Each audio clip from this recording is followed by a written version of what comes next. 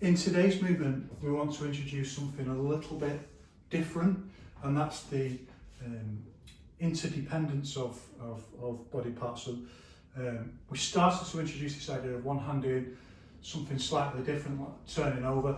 Now we want to introduce the idea of one hand doing something and then the other hand, which we started to do when we did this circular exercise. We're going to use our wave concept for it.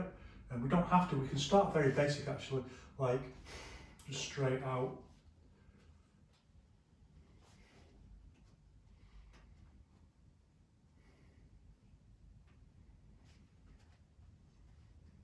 Forwards and backwards like this, just getting a kind of interdependence.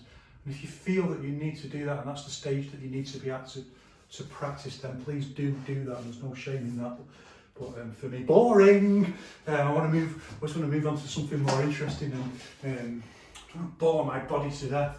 I want to articulate and feel the joy of movement.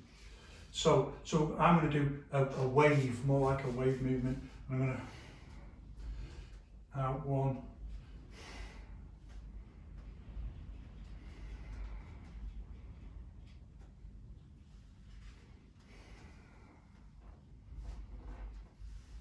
And again, it might look like I'm tense, but I'm not. I'm relaxed. I know why people think that. And I remember asking my coach, "Are you tense?" And he said, "No, I know why people think that, though. It's not.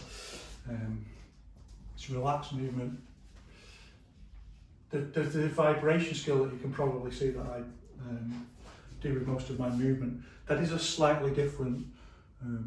Whereas normally in slow movement, surely it's a fusion of relaxation and tension. Vibration skill is more like going from one extreme to the other, but within that I'm finding a space where it's coming back into that essential area, but I'm still of relaxed movement, but it's still managing to keep that vibration, so still working on that.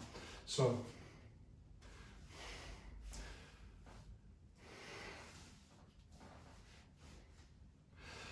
doing them in sets of 3. I'm going to do them like 1.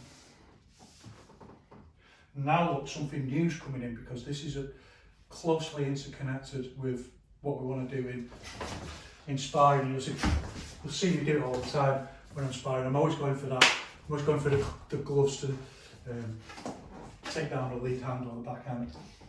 We start introducing our different rooting posture where we're turning the foot up. So don't have to think about it in terms of martial arts, just think about it in terms of using the body in a more interesting, involved way. So 1, 2, 3. Most Yiquan people have seen this posture before.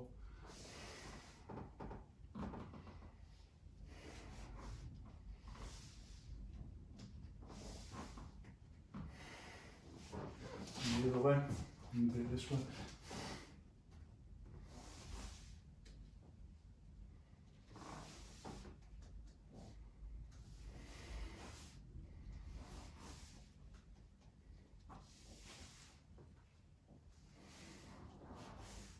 And one of the reasons you do them in 3s, I mean, there's a boxing theory idea that you should do things in 3s and finish with the lead hand. Doesn't always hold. But more importantly, is it makes you come back to the start posture, so that you have to do this 1, 2, in a way that you just kind of swerve a little bit if you just do 1, 2, 1, 2, 1, 2.